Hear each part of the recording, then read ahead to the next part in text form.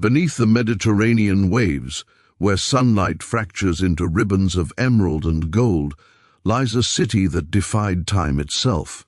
For over 1,000 years it stood as the gateway between Africa and the ancient world, a place where pharaohs blessed fleets, where Greek merchants haggled in markets fragrant with myrrh, where temple priests whispered prayers to gods whose names would one day be forgotten. Then, without warning, without mercy, the sea swallowed it whole. The city vanished so completely that scholars began to doubt it had ever existed at all. Its name became legend. Its streets became a myth. Heracleion, the Atlantis of Africa, disappeared into the depths, taking with it the stories of a civilization that bridged continents, cultures, and centuries. But legends, no matter how deeply buried, have a way of resurfacing. This is not a tale of fantasy or fiction. This is the story of a real city, a real people, and a real legacy that the world chose to forget. For 2 millennia, Heracleion slept beneath 15 meters of sand and seawater. Its colossal statues toppled, its temples crumbled, its harbors silenced. Historians dismissed ancient texts that mentioned it as poetic exaggeration. Geographers searched the Egyptian coastline in vain. The city had become a ghost, whispered about in the writings of Herodotus and Strabo, but never proven, never found, never real. Until the day a French archaeologist refused to stop searching. If you're captivated by the hidden chapters of African and Mediterranean history, the stories that textbooks overlooked and empires tried to erase, then join us on this journey into the depths. Subscribe now, because the truths we're about to uncover have waited long enough to be told. The story of Heracleion begins not with its fall, but with its rise. A rise so magnificent that it would take an act of nature itself to bring it down. Long before Alexandria claimed its fame as Egypt's jewel of the Mediterranean, there was another city that commanded the northern coast. Heracleion, known to the Egyptians as Thonis, emerged during the waning centuries of the Pharaonic Age, a time when Egypt's ancient glory was dimming, but its strategic importance remained undeniable. Situated at the mouth of the canopic branch of the Nile, the city became the mandatory port of entry for all ships approaching Egypt from the Greek world. No vessel could bypass it. No trader could ignore it. Every merchant, every diplomat, every pilgrim seeking the blessings of Egyptian gods had to pass through Heracleion first. The city was more than a commercial hub. It was a sacred threshold. According to ancient accounts, Heracleion housed the temple of Abu Qir, a supreme deity whose authority extended over both land and sea. Pharaohs themselves came to this temple before embarking on royal expeditions, seeking divine approval for their journeys. The priests of Heracleion wielded immense power. They controlled not just the spiritual gateway to Egypt, but the economic one as well. They collected taxes on every amphora of wine, every bolt of linen, every ingot of precious metal that entered the kingdom. The wealth that flowed through Heracleion was staggering, transforming it into one of the most prosperous cities of the ancient Mediterranean. But prosperity alone does not explain Heracleion's significance. What made this city truly extraordinary was its identity as a cultural crossroads. Here, Egyptian priests performed rituals alongside Greek merchants who worshipped their own pantheon. Here, African artisans crafted jewelry using techniques passed down through generations, while Hellenic shipbuilders constructed vessels designed for voyages across unknown seas. The city's architecture reflected this fusion. Massive Egyptian temples adorned with hieroglyphs stood beside Greek-style stores and marketplaces. Statues of pharaohs shared pedestals with sculptures of Greek gods. The very language spoken in Heracleion streets was a blend of Demotic Egyptian and ancient Greek, a linguistic testament to a world where boundaries were fluid and cultures intermingled without conquest or domination.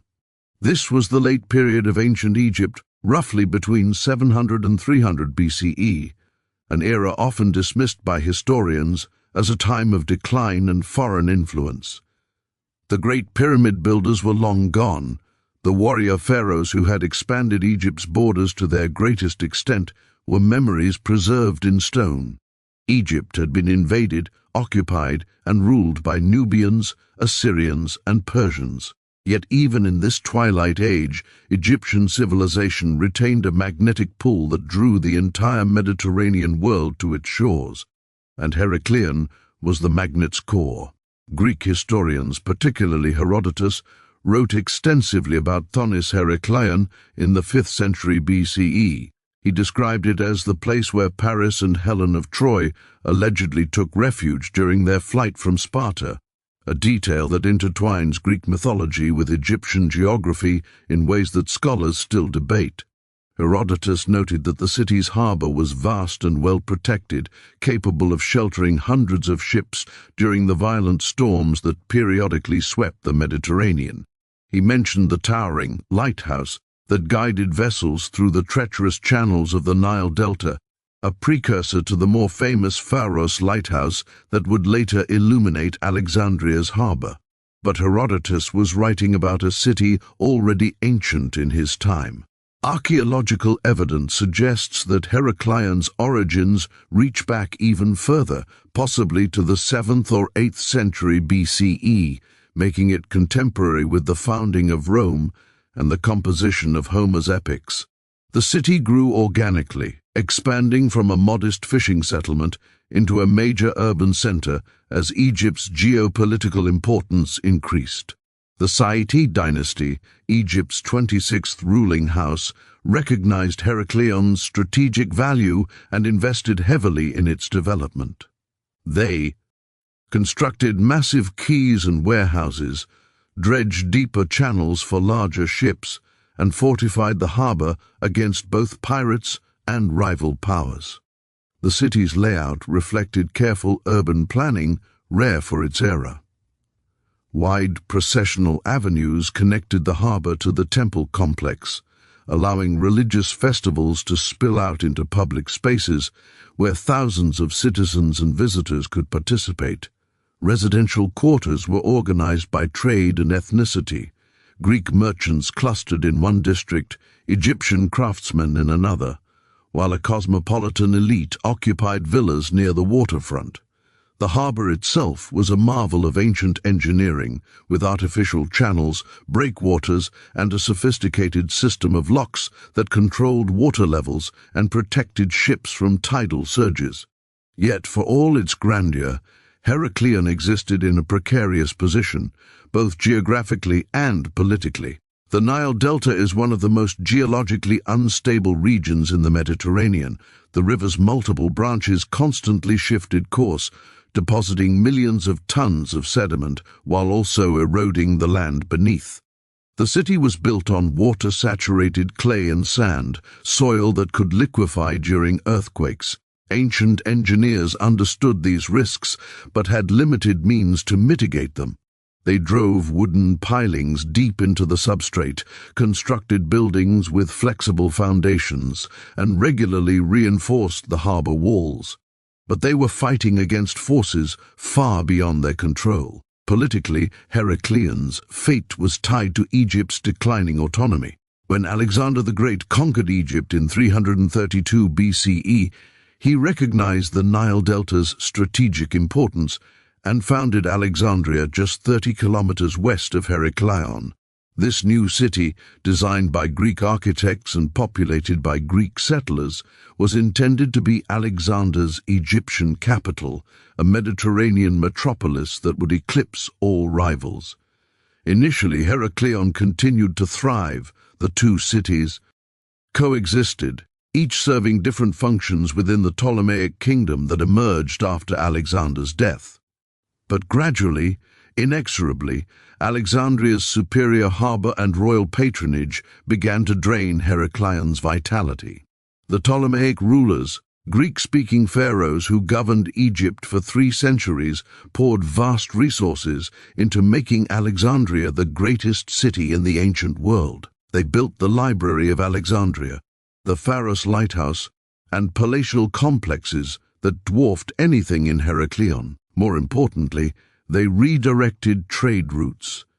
Ships that once had to anchor at Heracleion were now permitted, even encouraged, to sail directly to Alexandria.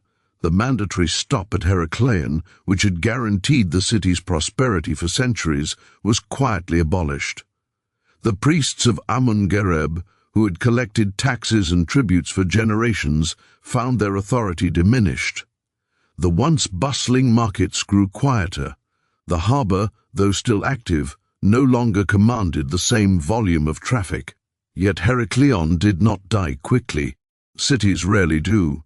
Instead, it entered a long period of gradual decline, its population slowly drifting toward Alexandria's opportunities, while a core of residents remained loyal to the old ways.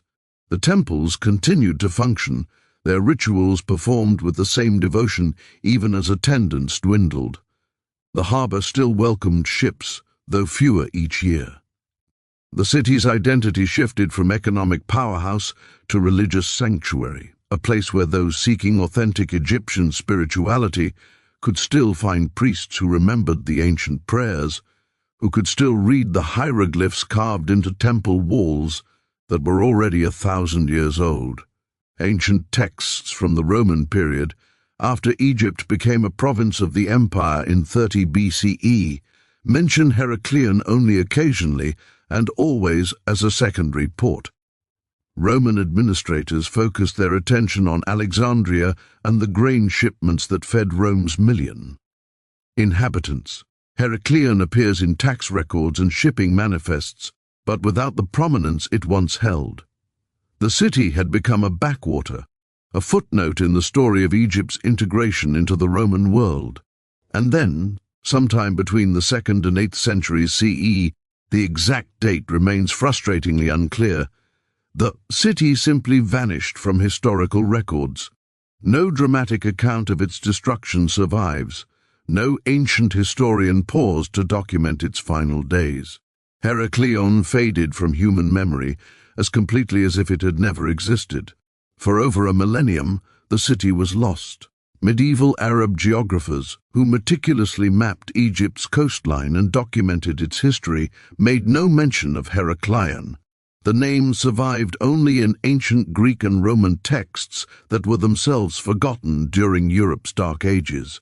When Renaissance scholars rediscovered classical literature and began translating Herodotus and Strabo, they puzzled over references to Thonis and Heracleion. Were these two different cities, or two names for the same place? Had they truly existed, or were they poetic inventions, metaphors for the mystical East that classical authors loved to embellish? Without physical evidence, without ruins visible above ground, skepticism was understandable. The ancient world was full of exaggerated accounts and mythologized locations. Perhaps Heracleion was just another Atlantis, a cautionary tale or philosophical allegory rather than historical reality.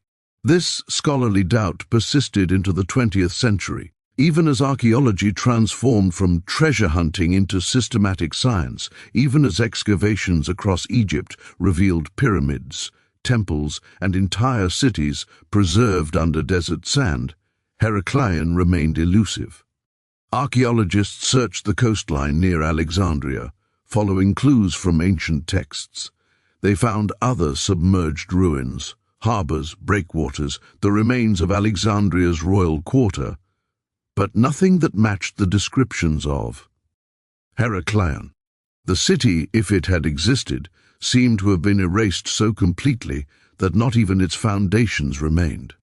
The breakthrough came from an unlikely source, not from archaeologists, but from Egyptian fishermen and divers who had been working the waters near Abu Qir Bay for generations. They spoke of strange formations on the seabed, massive stones that didn't belong, columns too perfectly shaped to be natural.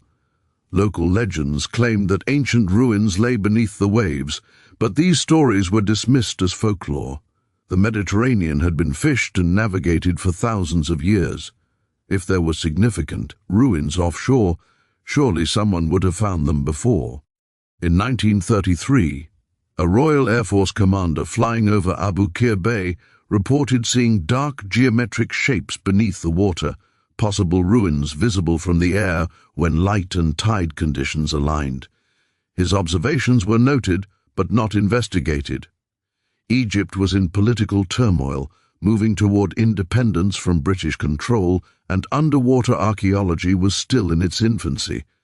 The technology required to systematically explore and excavate submerged sites did not yet exist. The bay's murky waters, thick with sediment from the Nile, made visibility nearly impossible for divers. Whatever lay beneath would have to wait for a new generation of explorers equipped with tools their predecessors couldn't have imagined.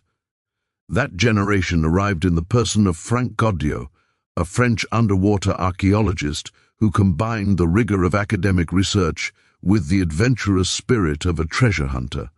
Goddio was not interested in random exploration. He approached underwater archaeology as a puzzle to be solved through meticulous research, historical analysis, and cutting-edge technology. In the 1990s, he founded the European Institute for Underwater Archaeology and began systematically searching for lost cities along Egypt's Mediterranean coast. His team used sophisticated magnetometers and side-scan sonar to map the sea floor, identifying anomalies that might indicate human structures. They studied ancient texts, consulted with historians, analyzed geological surveys, and cross-referenced every piece of available evidence. The search focused on Abu Qir Bay, a broad indentation in Egypt's northern coast, about 30 kilometers northeast of Alexandria. The bay was known for a famous naval battle, Admiral Nelson's destruction of Napoleon's fleet in 1798, but its ancient history remained mysterious. Goddio's research suggested that this bay, now open to the sea, might once have sheltered the canopic branch of the Nile. If Heracleion had stood at the mouth of that branch, and if geological changes had submerged it, then the ruins should be somewhere in this area. It was a hypothesis based on fragments of evidence, an educated guess that could have led nowhere. But in the summer of 2000, Goddio's team made a discovery that would rewrite Egyptian history. Their sonar detected massive stone structures resting on the seabed in 15 meters of water, about 7 kilometers from the modern coastline. Initial dives revealed not natural formations, but the unmistakable products of human civilization: carved granite blocks weighing dozens of tons, broken columns still bearing hieroglyphic inscriptions, colossal statues lying face down in the silt. As divers carefully excavated the site, removing centuries of sediment, the scale of the discovery became apparent. This was not a minor settlement or isolated temple. This was an entire city, its layout still discernible despite 2 millennia of submersion. The first statue brought to the surface was a red granite colossus of a pharaoh, over 5 meters tall and weighing several tons.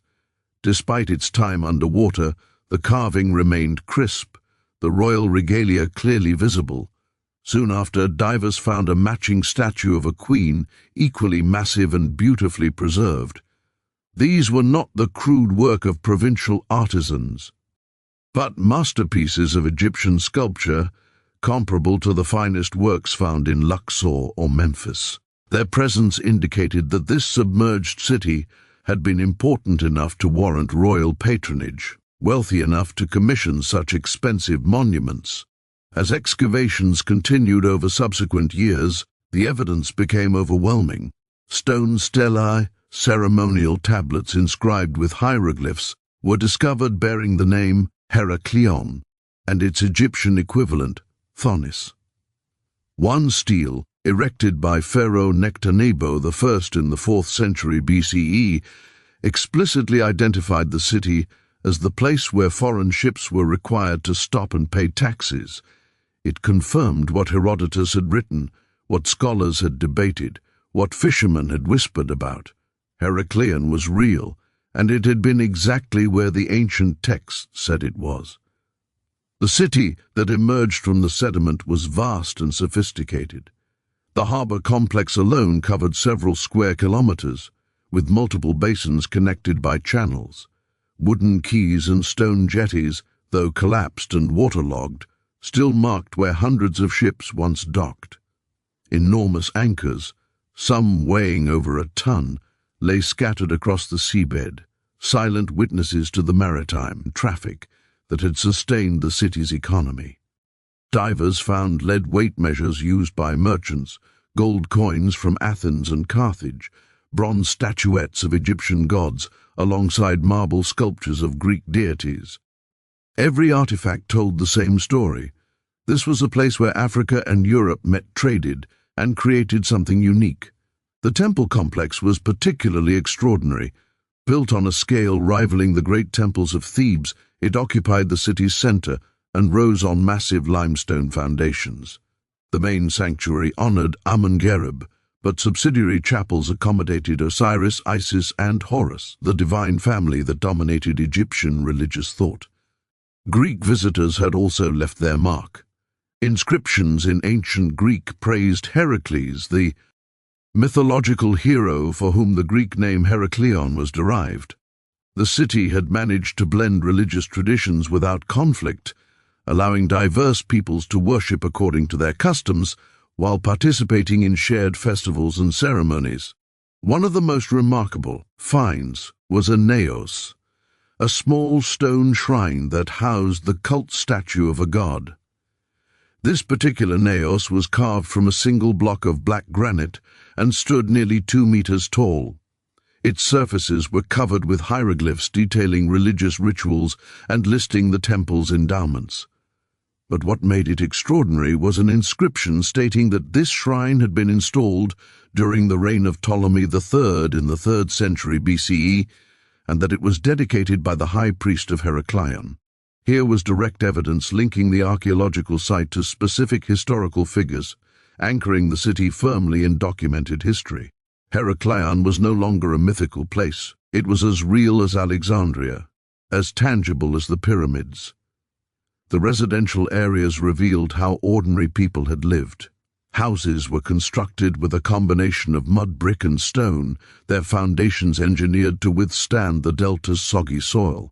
Many homes had basements or ground-floor storage rooms where ceramic jars preserved the remains of wheat, barley, and olive oil, staples of the ancient Mediterranean diet.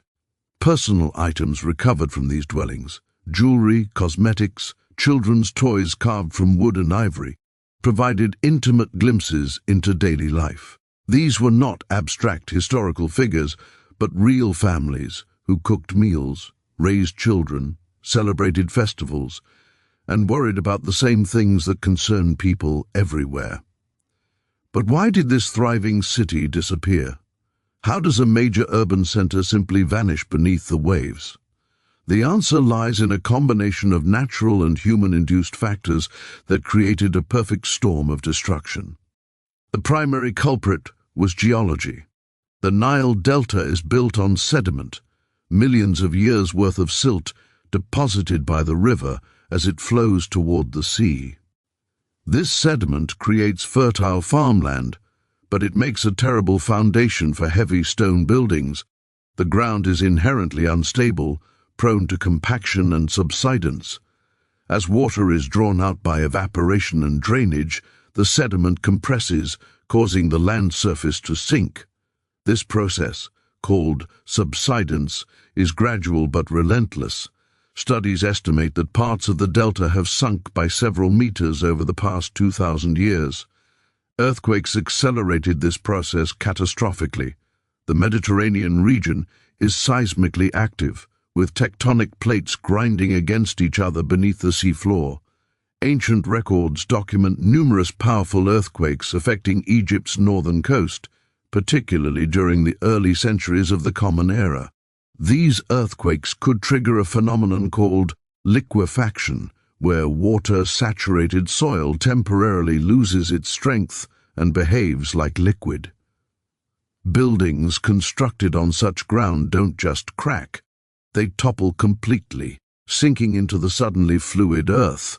Archaeological evidence at Heracleion shows precisely this pattern. Massive structures collapsed in specific ways consistent with liquefaction rather than gradual decay. But subsidence and earthquakes alone might not have doomed Heracleion if not for a third factor: human modification of the Nile. Throughout antiquity, Egyptians attempted to control the river's floods and manage its multiple branches. They built dams, dug canals, and redirected water to serve agriculture and navigation. These interventions, while beneficial in the short term, had long-term consequences that engineers of the time could not foresee. By altering the flow patterns, they changed how sediment was deposited across the delta. Some areas received more sediment and built up, while others were starved of new material and eroded. The canopic branch of the Nile, the very waterway that had made Heracleion prosperous, began to change course and eventually dried up completely, probably sometime in the 8th or 9th century CE. As the canopic branch weakened, the land around Heracleion became increasingly vulnerable to erosion from Mediterranean storms and tidal surges. Without the river's fresh sediment to replenish the coastline, the sea began to encroach. Buildings already weakened by earthquakes and subsidence faced a new threat: wave action that undermined foundations and toppled walls. The process was gradual but irreversible. Over decades or centuries, more and more of the city slipped beneath the waves. Residents likely abandoned the most vulnerable areas first, retreating inland as their neighborhoods became uninhabitable. Eventually, the entire city was untenable. Those who remained fled to Alexandria or other inland settlements, carrying what they could and leaving behind everything too heavy or sacred to move. The final submersion probably occurred during a major earthquake, possibly in the 8th century CE. Historical records from this period are fragmentary, but Arab historians mention devastating earthquakes and tsunamis along Egypt's Mediterranean coast. One such event could have caused the last stable portions of Heracleion to collapse and sink in a matter of hours or days.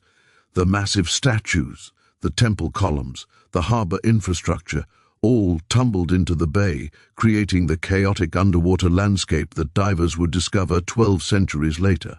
What makes Heracleion's fate particularly poignant is that it was not inevitable. Had Alexandria not been founded, had the Ptolemies maintained Heracleion's status as the mandatory port of entry, the city might have warranted the investments necessary to combat subsidence and shore up its foundations. Ancient engineers were capable of remarkable feats when properly motivated and funded. The Romans successfully stabilized harbors throughout the Mediterranean using concrete that could set underwater, technology that could have saved Heracleion. But by the time the city faced its greatest crises, it had already been eclipsed and marginalized. There was no economic or political incentive to save a second-tier port when Alexandria served all of Egypt's maritime needs. Heracleion was allowed to die through neglect as much as natural disaster. The rediscovery of Heracleion forced scholars to reconsider fundamental assumptions about ancient Egypt and the nature of historical knowledge itself. For generations, Egyptology had focused almost exclusively on pharaonic monuments, pyramids, temples, and tombs, as the primary sources of information about ancient Egyptian civilization. These were the structures that survived, that dominated the landscape, that captured public imagination. But Heracleion revealed a different Egypt, one that was cosmopolitan, commercially dynamic, and deeply integrated into the wider Mediterranean world. This was not the isolated mystical Egypt of popular imagination, but a pragmatic society that adapted Greek customs, welcomed foreign traders, and flourished through cultural exchange rather than rigid tradition. The artifacts recovered from Heracleion's waters told stories that contradicted conventional narratives. For example, scholars had long believed that Egypt's late period was characterized by decline, weakness, and cultural stagnation, a pale shadow of the glorious New Kingdom when pharaohs ruled an empire stretching from Nubia to Syria. But the wealth evident in Heracleion's ruins suggested otherwise. The massive statues, the elaborate temple complex, the sophisticated harbor infrastructure, these required enormous resources and technical expertise. They demonstrated that even as Egypt's political power waned, its cities remained prosperous and culturally vibrant.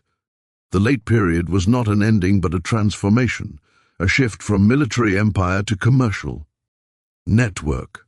Similarly, the discovery challenged assumptions about the relationship between Egypt and Greece. Earlier scholarship often portrayed this relationship as one-sided, Greek colonizers imposing their culture on passive Egyptian subjects during the Ptolemaic period.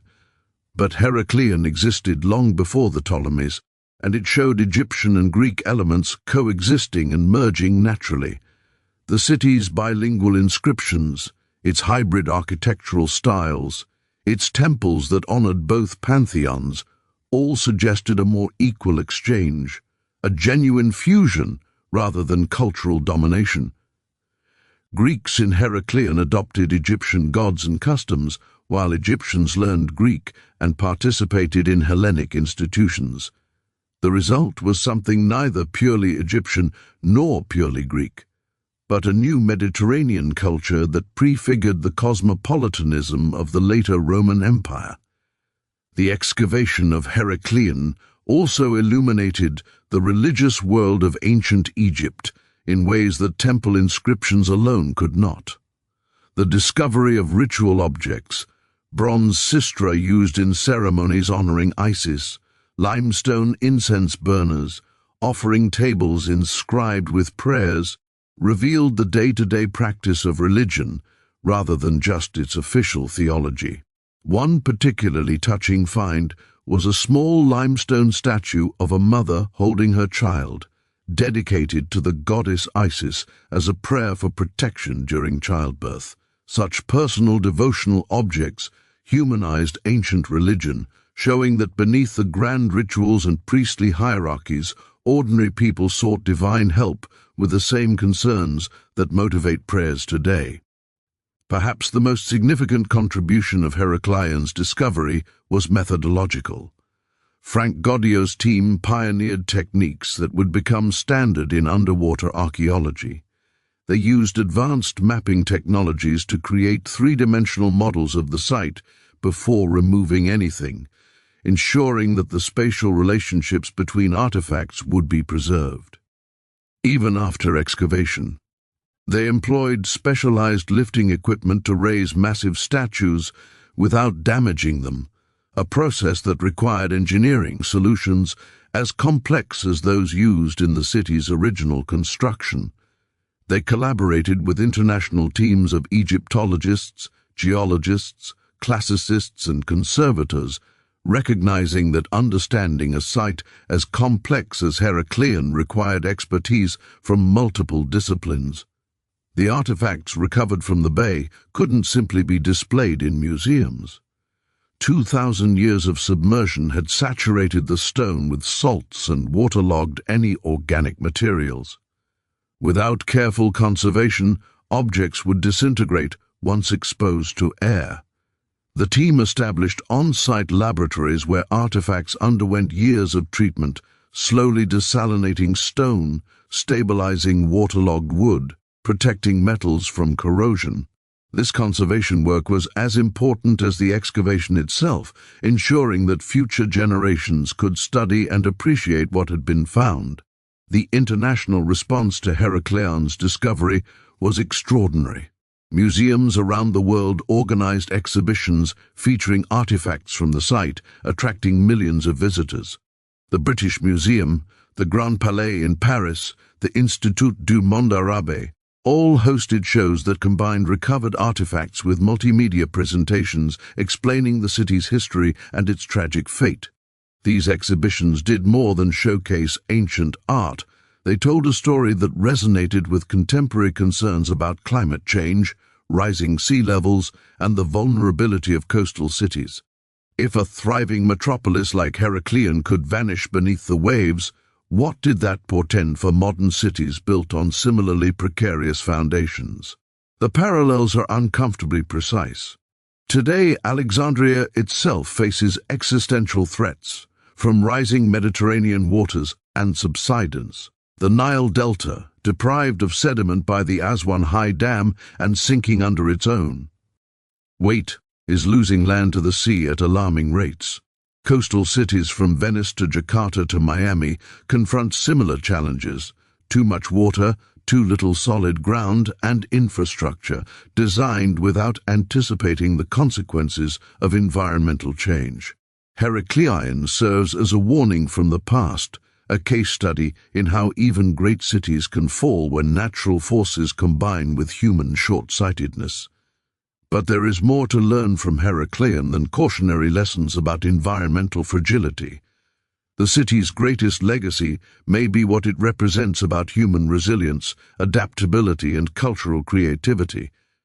For centuries, Heracleion thrived precisely because it embraced diversity rather than enforcing uniformity. Egyptian priests and Greek merchants, African artisans and Mediterranean sailors all found a place in the city's cosmopolitan fabric. They traded not just goods but ideas, techniques, and traditions. They created a hybrid culture that was richer than either of its components could have been in isolation. This cultural openness was not unique to Heracleion. Across the ancient Mediterranean, port cities served as crucibles of innovation where different peoples met, mixed, and created new forms of art, religion, philosophy, and commerce. But Heracleion was particularly significant because it was Africa's gateway to this Mediterranean world. It represented Egypt's conscious choice to engage with the broader ancient world rather than retreat into isolation. When those gates closed, when Alexandria monopolized trade and Heracleion faded, something valuable was lost, a connection severed that would take centuries to restore. The excavation of Heracleion is far from complete. Despite 20 years of work, archaeologists estimate they have explored less than 5% of the site. The majority of the ancient city still lies buried under sediment, waiting for future generations of explorers to uncover. Each diving season brings new discoveries, more statues, more inscriptions, more glimpses into a world that has been hidden for 2 millennia. There is talk of recovering an ancient ship preserved in the anaerobic mud of the harbor. There are plans to excavate the residential quarters more systematically, to understand not just the monumental public buildings, but the neighborhoods where ordinary people live their lives. Technology continues to advance, offering new tools for exploration and analysis. Remotely operated vehicles can now venture into areas too dangerous or difficult for human divers. High-resolution sonar creates images so detailed that archaeologists can identify individual artifacts without disturbing the seabed. DNA analysis of organic remains can reveal information about ancient diets, diseases, and population movements that conventional archaeology cannot access. Each technological advancement opens new possibilities for understanding Heracleion and the world it inhabited. Yet technology alone is not enough. The excavation of Heracleion also requires continued funding, international cooperation, and political stability in Egypt, all of which are subject to forces beyond archaeologists' control. The site exists in a delicate balance. The same waters that preserved it for 2,000 years also threaten it. Pollution from Alexandria, agricultural runoff from the delta, and warming Mediterranean temperatures all endanger the submerged ruins.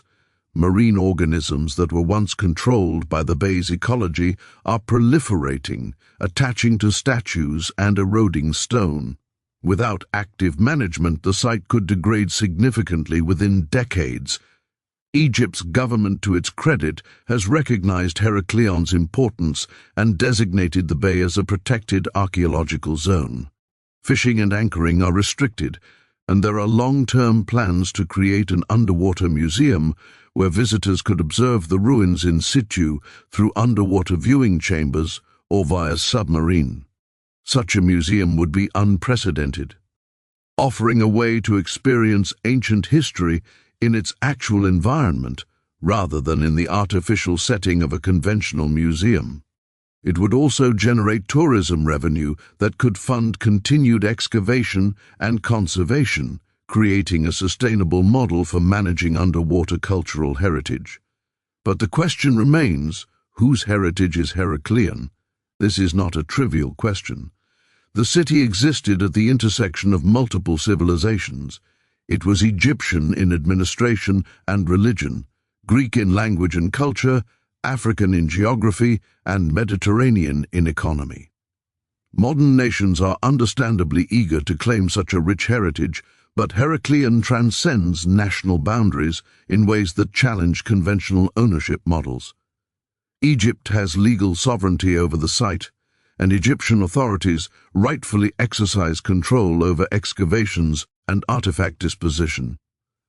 But the city's significance extends far beyond any single nation's borders. Heracleion belongs to what might be called the shared heritage of the Mediterranean world, the complex web of connections, influences, and exchanges that linked Africa, Europe, and Asia for thousands of years. It reminds us that ancient civilizations were not isolated entities, but participants in vast networks of trade, migration, and cultural transmission.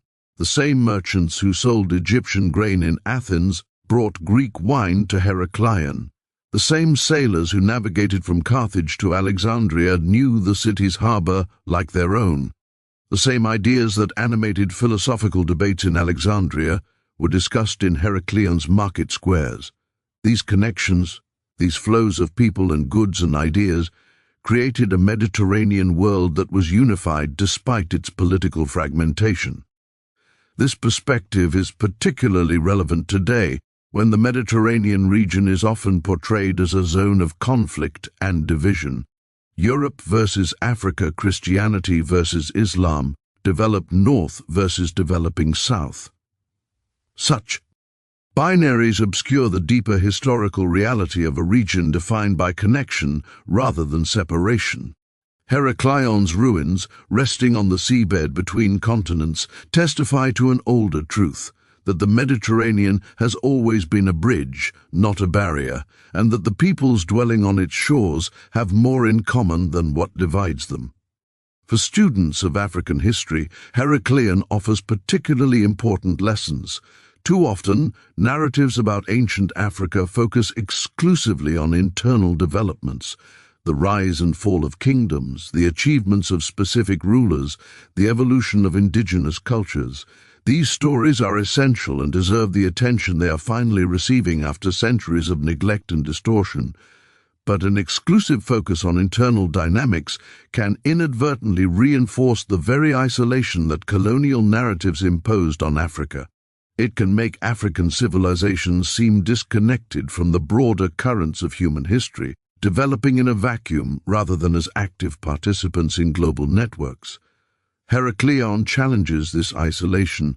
It demonstrates that ancient Egypt, the most famous of African civilizations, was not a mysterious exotic outlier, but an integral part of the ancient world's economic and cultural systems. Egyptian grain fed Greek cities. Egyptian papyrus recorded Roman laws. Egyptian religious ideas influenced early Christianity. This was not a one-way process of Egypt being absorbed into a superior Mediterranean civilization. Rather, it was a genuine exchange where African contributions shaped the development of European and Asian societies just as profoundly as those societies influenced Africa. Recognizing these connections does not diminish African achievements. It actually enhances them by showing how African innovations, resources, and ideas were essential to developments far beyond the continent's borders. The mathematical concepts preserved in Egyptian temples influenced Greek geometry. The agricultural techniques perfected in the Nile Valley were adapted throughout the Mediterranean. The religious symbolism of Egyptian gods, Isis worship in particular, spread across the Roman Empire and left traces in Christian iconography. These contributions were not peripheral, but central to the formation of what we now call Western civilization, a term that itself becomes problematic once we recognize how thoroughly African elements are woven into its foundation. Heracleion also illuminates the economic relationships that bound Africa to the broader ancient world. The city served as the primary conduit for Egypt's grain exports, which were essential to feeding the populations of Greek city-states and later Rome. This was not a colonial relationship of exploitation, at least not initially. Egypt traded its agricultural surplus for manufactured goods, precious metals, and luxury items that it desired. The relationship was mutually beneficial, based on complementary strengths rather than domination. Only later, under Roman rule, did this trade relationship become extractive, with Egypt reduced to a province whose sole purpose was feeding the imperial capital. The story of that transformation, from prosperous trading partner to exploited colony, is also part of Heracleion's legacy. By the time Roman administrators compiled their tax records and shipping manifests, Heracleion had been relegated to a minor port, its autonomy stripped away, its wealth siphoned off to distant Rome. The city's decline paralleled Egypt's loss of independence, a reminder that economic relationships can shift from partnership to predation when power imbalances grow too extreme. This historical pattern resonates with more recent experiences of African nations in the global economy, where initial engagement through trade too often evolved into colonial extraction. Yet even in decline, Heracleion retains something precious: its identity as a sacred place, a site where ancient traditions were maintained even as political power shifted. The temples continued to function, the rituals were performed, the hieroglyphs were carved, and the old gods were honored. This persistence of cultural and religious identity, despite political subjugation, is itself a powerful legacy. It demonstrates that civilizations are not defined solely by their political fortunes, that cultural vitality can survive military defeat and economic decline. The priests who maintained Heracleion's temples in its final centuries, performing rituals for an ever smaller community, were preserving something essential: a connection to the past, a sense of continuity, a refusal to let their heritage be erased. When the city finally slipped beneath the waves, that connection was physically severed. The temples fell silent, the rituals ceased, and the knowledge of Heracleion faded from human memory. For 2,000 years, the city existed only in fragmentary references in ancient texts, mentions so brief and scattered that scholars began to doubt their reliability. Heracleion became a legend, a mythical place like Atlantis, more symbol than reality. And in that legendary status, it paradoxically remained alive in human imagination, a lost golden age whose absence could be mourned even if its historical reality was forgotten. The rediscovery of Heracleion in 2000 transformed the legend back into history, but the transformation was not simply a matter of proving that the ancient texts were accurate. Rather, it revealed a city far more complex and significant than those texts had suggested. Herodotus and Strabo mentioned Heracleion in passing as a port where Paris and Helen allegedly stopped, as a place where taxes were collected.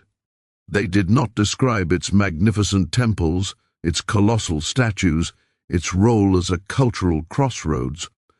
Those aspects of the city had to be recovered directly from the ruins themselves, pieced together from thousands of artifacts and architectural fragments scattered across the seabed.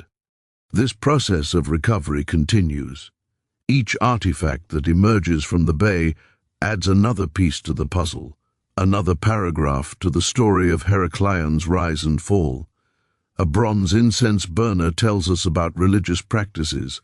A gold earring reveals styles of personal adornment. A lead weight used by merchants provides information about trade standards and economic regulations.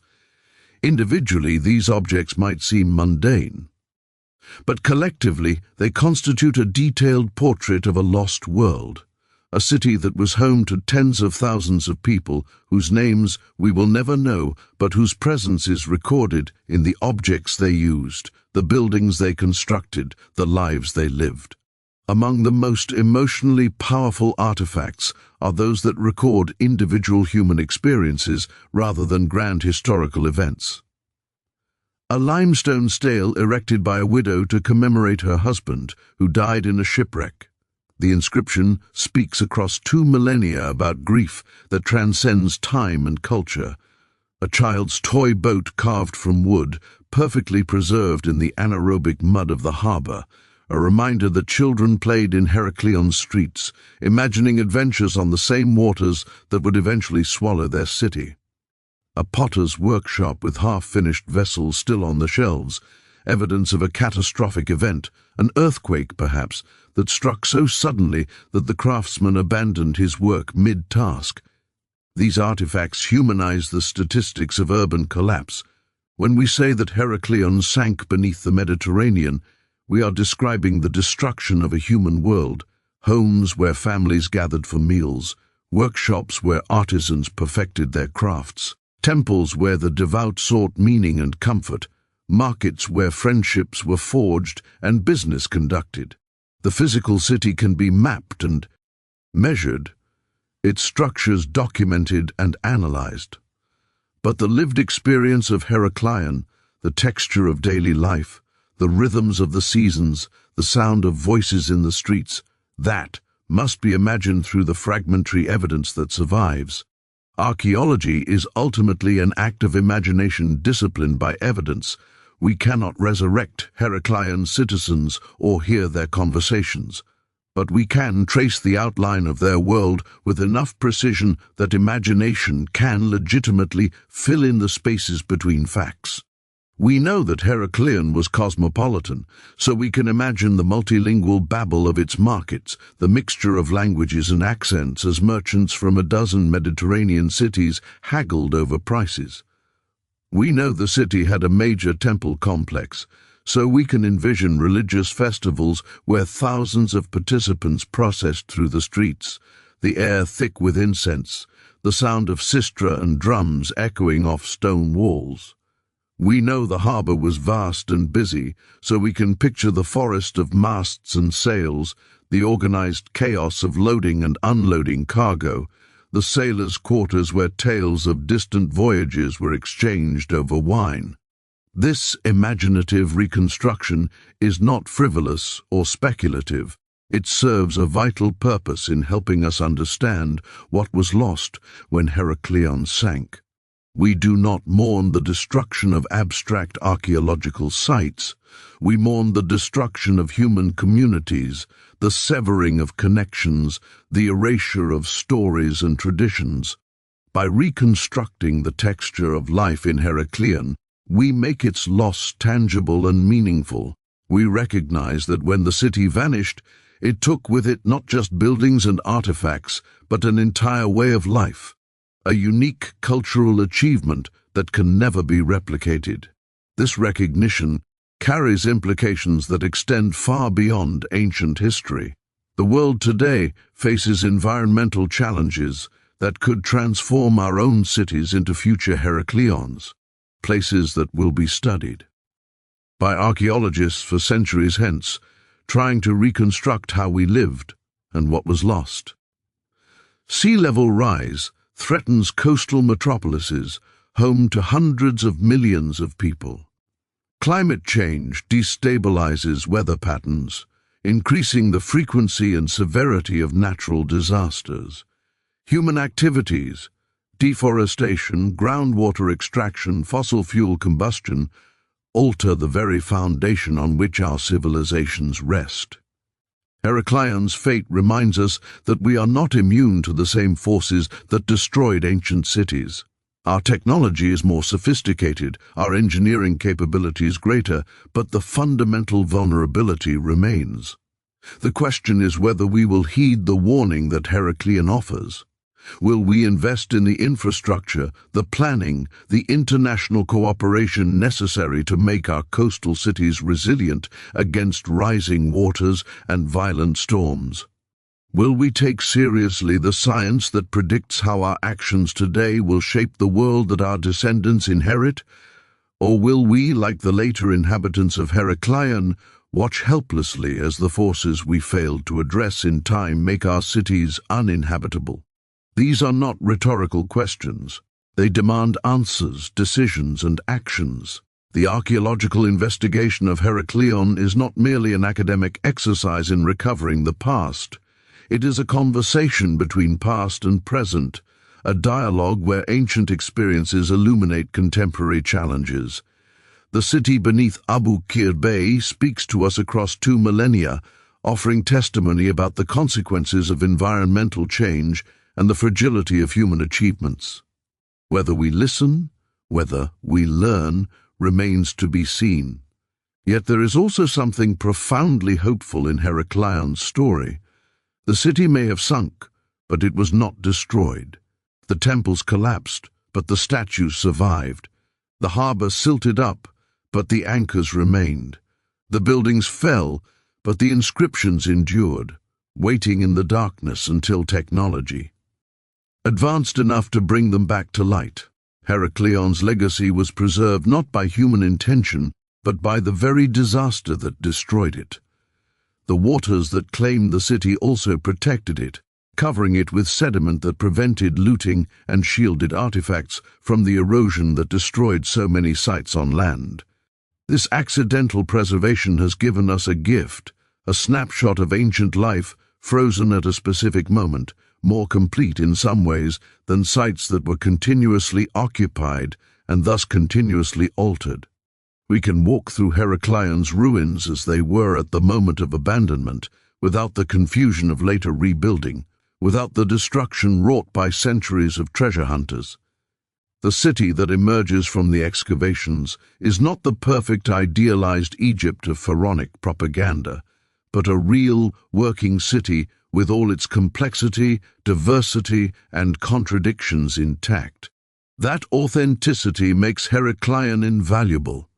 It reminds us that history is not a collection of monuments and famous names, but the accumulated experience of countless ordinary people living their lives, making their choices, facing their challenges. The great pharaohs whose statues dominate Heracleion's ruins were undoubtedly important, but they were not the city's soul. The soul of Heracleion resided in the merchant who extended credit to a foreign trader based on nothing but trust, in the priest who taught a Greek student to read hieroglyphs, in the mother who prayed to Isis for her child's health, in the sailor who knew every channel and sandbar of the treacherous delta coast. These are the people who made Heracleion more than just a collection of buildings. They made it a living community, a place where human potential flourished. When we recover Heracleion's artifacts and study its ruins, we are honoring those people and their achievements. We are refusing to let their story end with the city's submersion. We are insisting that what they built, what they created, what they believed in still matters, still has value, and still deserves to be remembered and celebrated. This act of remembrance is fundamentally an act of resistance against the erasure that time, nature, and human neglect impose on the past. For communities whose histories have been systematically suppressed or distorted, and this includes most African communities, such resistance takes on particular significance.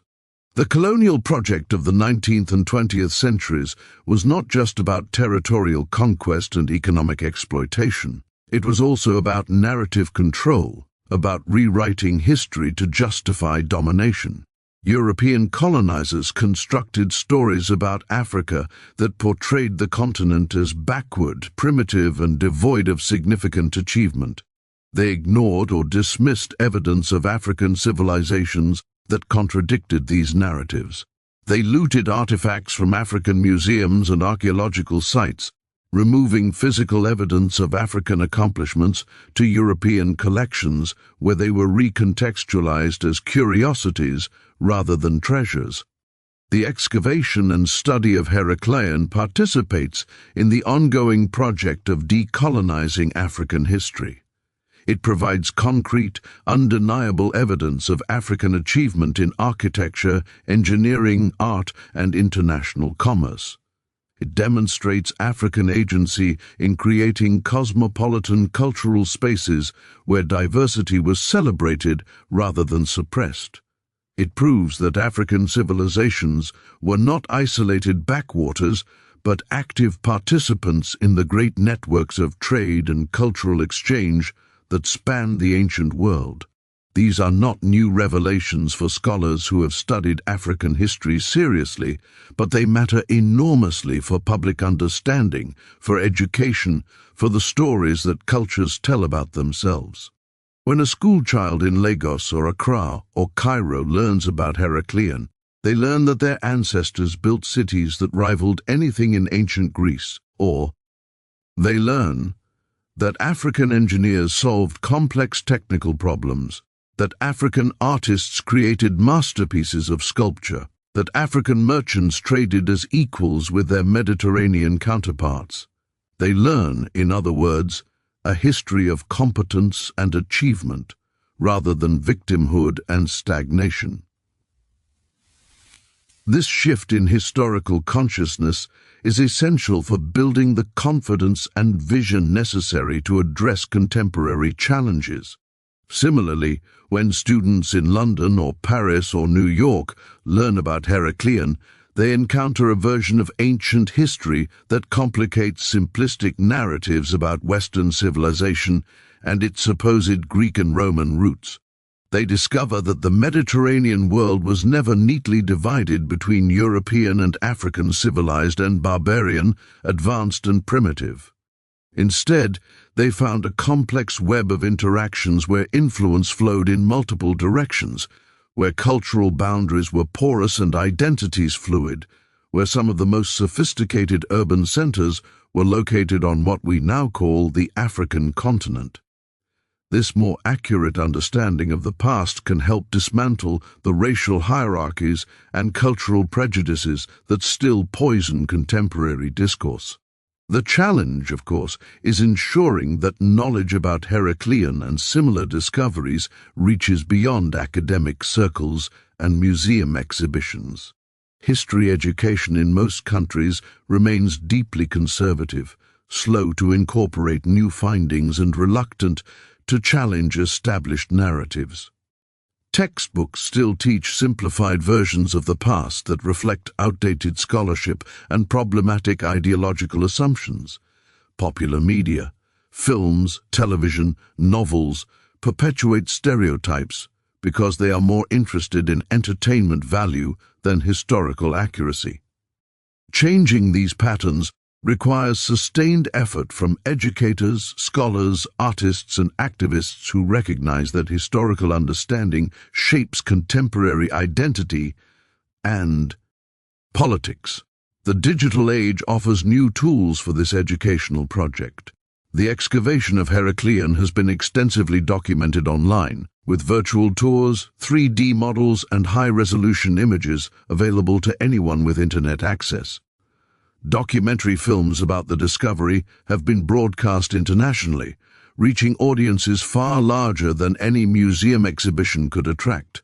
Social media allows scholars to share findings and engage directly with public audiences, bypassing traditional gatekeepers of historical knowledge.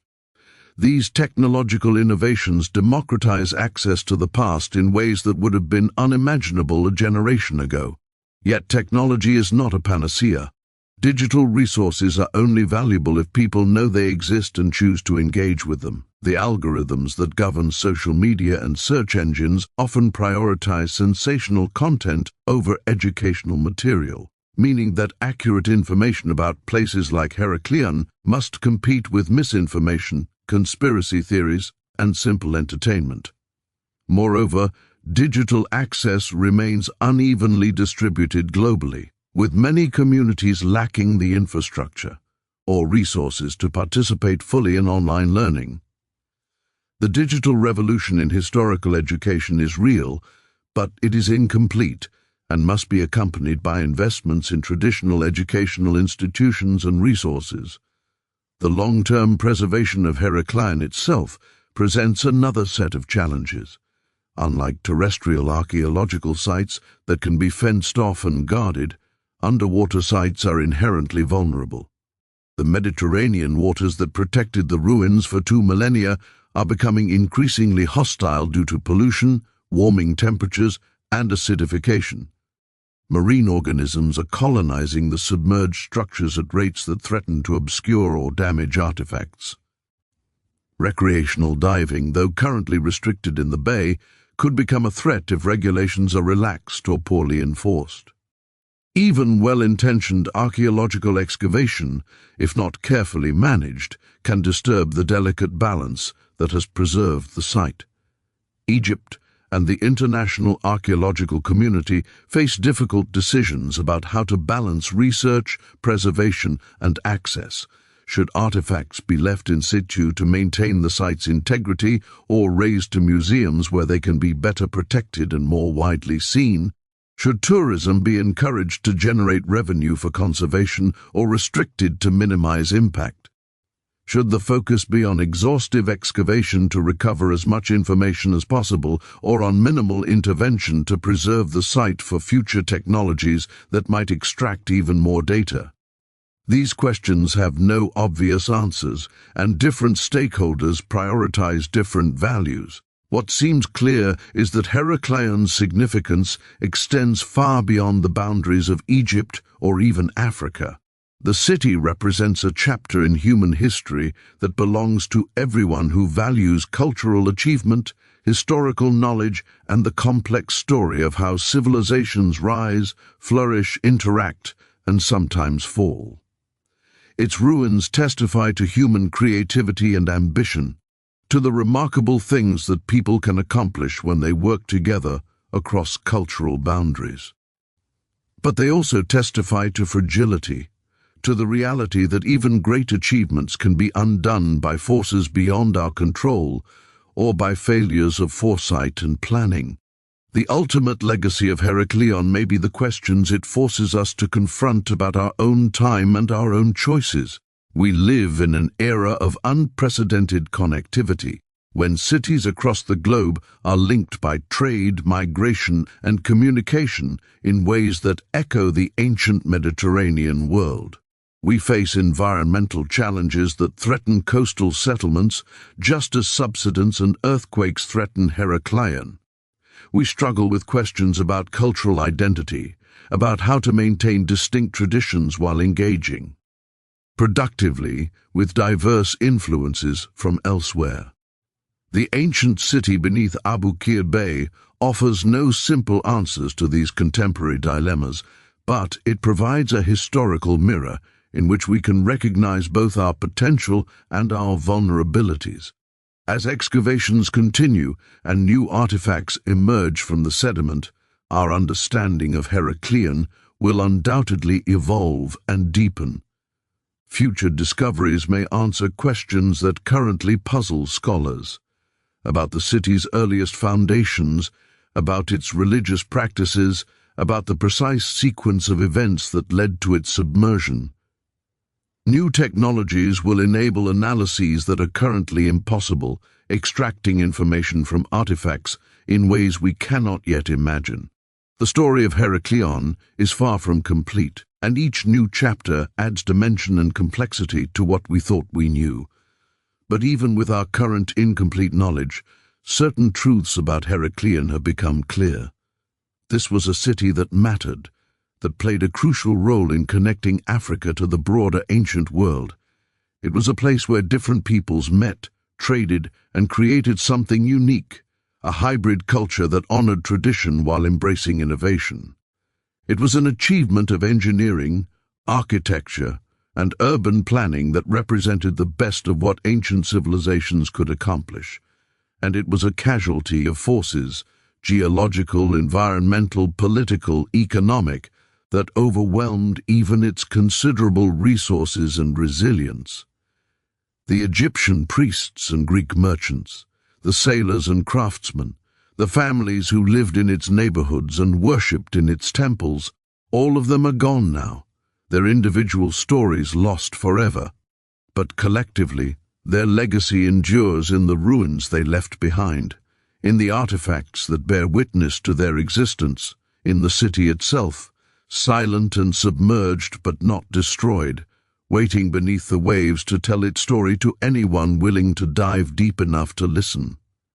Heracleion reminds us that history is not simply what happened in the past, but what we choose to remember and honor in the present.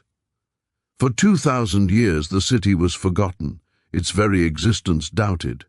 But it never ceased to exist. It merely waited, preserved by accident and fortune, until the moment when human curiosity and technological capability aligned to bring it back into the light. That rediscovery was not inevitable. It required the dedication of individuals who refused to accept that the city was lost beyond recovery, who believed that the ancient texts contained truth worth pursuing, who were willing to invest years of effort and resources into searching for something that most people considered myth. In that sense, the story of Heracleion is also a story about the power of persistence, about refusing to accept conventional wisdom when intuition and evidence suggest alternative possibilities. Frank Gaudio and his team could have abandoned their search after years of fruitless investigation. They could have concluded, as many had before them, that Heracleion was simply a legend, a poetic invention by ancient authors who embellished their accounts with imaginary cities. But they persisted, driven by a conviction that the truth was out there, waiting to be found. And their persistence was rewarded with one of the most significant archaeological discoveries of the 21st century.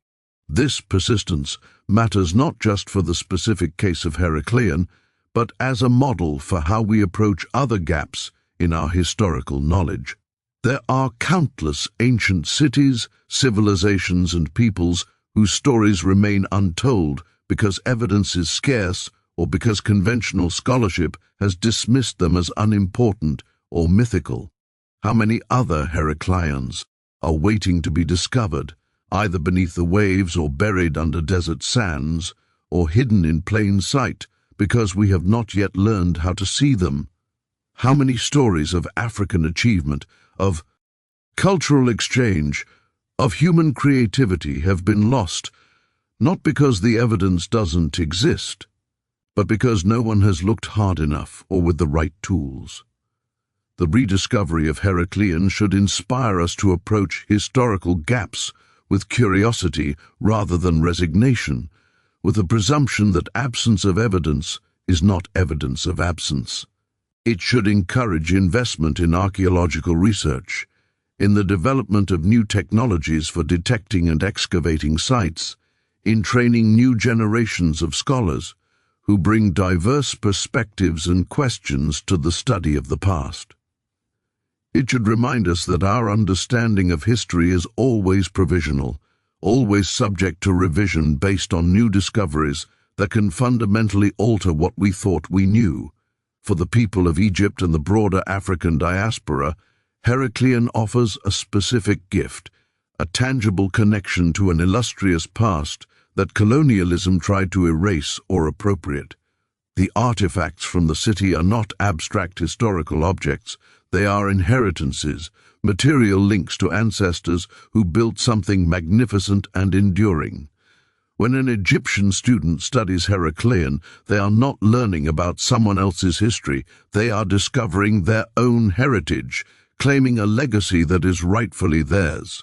When members of the African diaspora, whose ancestors may have been enslaved and forcibly removed from the continent, learn about cities like Heracleion, they recover a sense of origin and belonging that the trauma of displacement tried to destroy.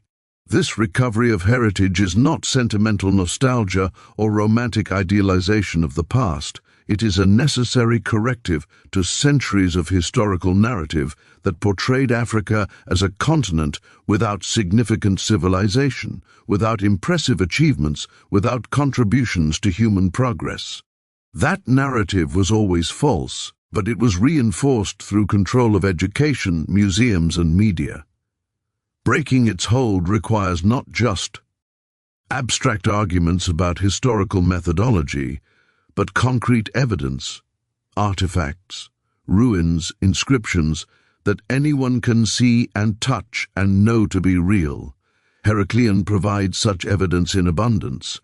At the same time, it is important to resist the temptation to view Heracleion through a narrow nationalist or ethnic lens.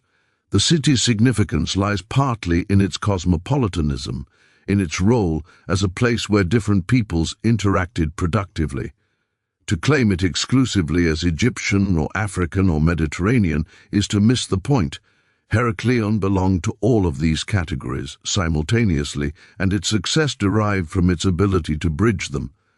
The ancient world was more interconnected and fluid than modern national boundaries suggest, and understanding that interconnection is essential for appreciating how civilizations actually developed and influenced one another. This broader perspective is particularly important in our own era of resurgent nationalism and identity politics. Across the globe, political movements are emerging that emphasize ethnic purity, cultural homogeneity, and rigid boundaries between us and them. These movements often invoke distorted versions of history to justify their exclusionary ideologies, claiming that ancient civilizations were ethnically homogeneous and that cultural mixing leads to decline. Heracleion decisively refutes such claims. It demonstrates that one of the ancient world's great cities flourished precisely because it welcomed diversity, because it allowed different traditions to coexist and intermingle, because it recognized that exchange and interaction generate vitality rather than weakness. The lessons from Heracleion are not limited to questions of cultural identity and historical memory. The city also offers insights into sustainable urban development, into the long-term consequences of environmental decisions, and into the relationship between human settlements and the natural systems that support them. Ancient engineers who built Heracleion understood, at least intuitively, that they were constructing a city on unstable ground in a dynamic environment. They adapted their techniques accordingly, using flexible foundations and robust materials. But they also made choices about where to build, about how to manage water, about what risks were acceptable that ultimately contributed to the city's vulnerability. Modern urban planners face similar choices, often with better scientific understanding, but also with greater pressure to maximize short-term economic gains at the expense of long-term sustainability. The temptation to build on vulnerable coastlines, to drain wetlands that provide natural flood protection, to extract groundwater that supports the land surface. All of these decisions echo the challenges faced by ancient Heracleion. The difference is that we have the historical record to learn from. We know how Heracleion's story ended. The question is whether we will apply those lessons to avoid similar fates for our own cities.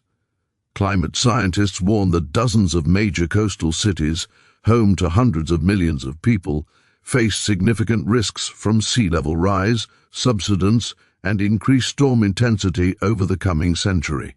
Alexandria, built partly on the ruins of Heracleion's hinterland, is among the most vulnerable, but so are Miami, New Orleans, Venice, Bangkok, Lagos, Shanghai, and countless others. Some of these cities have begun serious adaptation efforts, building seawalls, restoring wetlands, redesigning infrastructure to be more resilient. Others continue with development patterns that exacerbate their vulnerability, prioritizing immediate profits over long-term survival. Heracleion cannot tell us exactly what to do. Ancient engineering solutions are not directly applicable to modern megalopolises, but it can remind us what is at stake. When Heracleion sank, it did not simply disappear. It took with it a unique cultural achievement, a repository of knowledge and tradition, a community of people whose lives were irrevocably disrupted. The human cost was enormous, even if the ancient sources failed to record it in detail. If modern coastal cities face similar fates, the human cost will be vastly greater. Not thousands, but millions displaced, not local economic disruption, but global catastrophe, not the loss of one cultural center, but potentially the collapse of the interconnected systems that sustain contemporary civilization. This is not an alarmist exaggeration. It is a sober assessment based on current scientific understanding and historical precedent. Heracleion warns us that nature is powerful, that human achievements are fragile, and that the choices we make today will echo across centuries. It challenges us to think beyond quarterly earnings reports and electoral cycles, to consider what kind of world we are creating for generations yet unborn. It insists that we take seriously the responsibility that comes with our technological power and our historical knowledge. Yet even as Heracleion warns, it also inspires. The city may have sunk, but its legacy endures. The statues that stood in its temples now stand in museums, continuing to testify to the skill of ancient sculptors. The inscriptions carved into its stelae have been translated, allowing the voices of ancient priests and administrators to be heard again after 2 millennia of silence. The artifacts recovered from its harbor, the anchors and coins, the jewelry and pottery, have become objects of study and wonder, sparking curiosity about the ancient world in millions of people who have encountered them through exhibitions and publications. Moreover, the process of discovering and excavating Heracleion has itself become a story of human achievement, one that demonstrates what is possible when dedication, expertise, and technology combine in pursuit of knowledge. The underwater archaeologists who work in Abu Qir Bay are conducting some of the most challenging excavations imaginable, diving repeatedly into murky waters, working in near-zero visibility, carefully documenting and recovering artifacts under conditions that would defeat less determined researchers. Their work requires not just academic knowledge, but physical courage, technical skill, and an unwavering commitment to doing things properly despite the difficulties. These modern explorers are, in their own way, honoring the ancient citizens of Heracleion by refusing to let their story remain lost. Every artifact brought to the surface, every inscription translated, every structure mapped adds another piece to the puzzle of who these people were and how they lived. This work is painstaking and slow, decades of effort yielding insights that might be summarized in a few sentences, but the accumulation of those insights gradually transforms our understanding, moving Heracleion from myth to history, from legend to knowledge. For those who love history, particularly the hidden histories that dominant narratives have suppressed or ignored, Heracleion stands as proof that persistence can resurrect the past. It demonstrates that what has been forgotten can be remembered, that what has been lost can be found, that silence can be broken and stories retold. This is not just an archaeological truth, but a moral and political one. Communities whose histories have been erased by conquest or colonialism can reclaim those histories through scholarship, activism, and education. The work is difficult and often frustrating, but Heracleion proves it is possible. The city beneath the waves also reminds us to maintain appropriate humility about our own time and achievements. We tend to view ancient civilizations as primitive compared to our own, to assume that we have surpassed our ancestors in every meaningful way.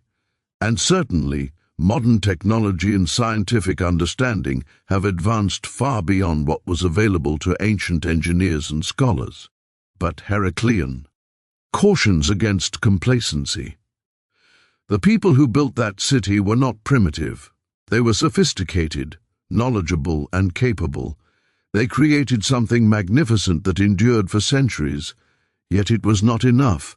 Their knowledge did not save them from natural forces they could not control. Their engineering could not overcome geological realities they did not fully understand.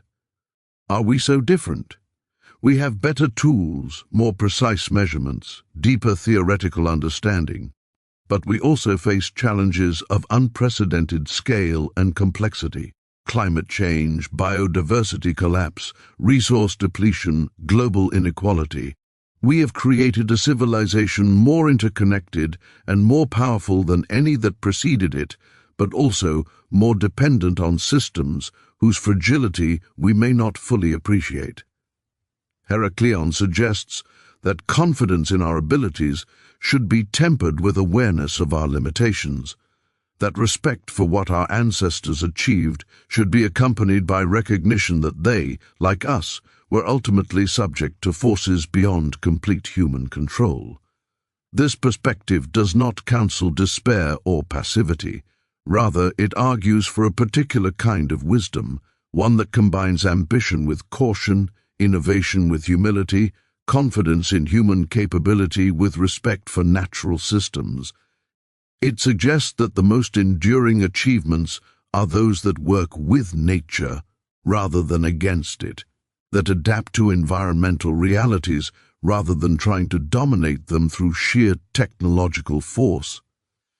Heracleion failed not because its engineers lacked skill, but because they built in a place where long-term success was impossible given the tools and knowledge available. We face the choice of learning from their experience or repeating their mistakes on a grander scale. As this exploration of Heracleion's story concludes, it is worth reflecting on what makes ancient cities like this one so compelling to modern audiences. On one level, the appeal is obvious. There is inherent drama in lost civilizations, in cities swallowed by the sea, in magnificent ruins recovered from the depths. These stories satisfy a human hunger for mystery and discovery, for adventures that take us beyond the mundane realities of everyday life. They allow us to imagine ourselves as explorers, uncovering secrets that have been hidden for millennia. But the appeal runs deeper than simple escapism. Ancient cities like Heracleion connect us to our own origins as urban beings. Cities are humanity's greatest social invention, the crucibles in which cultures are forged, ideas exchanged, and civilizations built. They represent our attempt to create environments that transcend the limitations of kinship and locality, that allow thousands or millions of strangers to cooperate in ways that benefit all.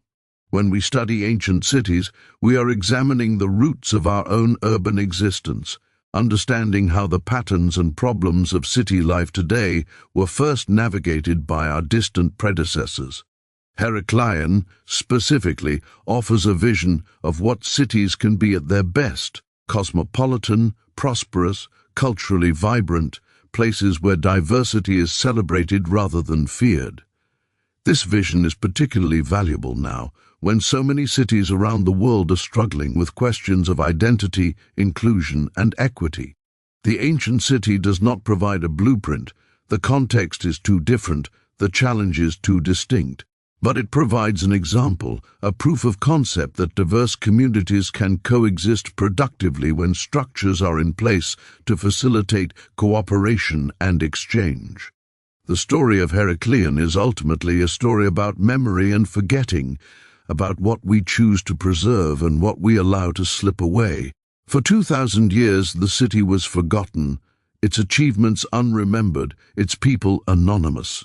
That forgetting was not inevitable. It resulted from specific historical processes, from the shift of power and attention to Alexandria, from the gradual decay of institutions that had preserved cultural memory, from the eventual collapse of the classical world that had known Heracleion. But the forgetting was also not final. Through archaeological persistence and technological innovation, the city has been remembered, its story partially recovered, its significance restored. This recovery matters because memory is essential to identity, both individual and collective. Communities define themselves through the stories they tell about their origins, their ancestors, their historical achievements and struggles. When those stories are lost or suppressed, identity becomes fragmented and disoriented. When they are recovered or retold, identity can be reconstructed and strengthened. For Egyptians and Africans more broadly, The rediscovery of Heracleion is part of a larger project of reclaiming historical narratives that colonialism sought to erase or distort. It is an act of cultural restoration as important as the physical restoration of the artifacts themselves. But memory also matters globally, for all of humanity. Heracleion is part of our shared human heritage, a testament to what our species is capable of when conditions align favorably. Its loss is a collective loss, its rediscovery a collective gain. When we learn about Heracleion, we enrich our understanding of human history and human possibility. We see more clearly the connections that have always linked different parts of the world, the exchanges that have driven cultural evolution, the shared challenges that all civilizations face, regardless of their specific circumstances.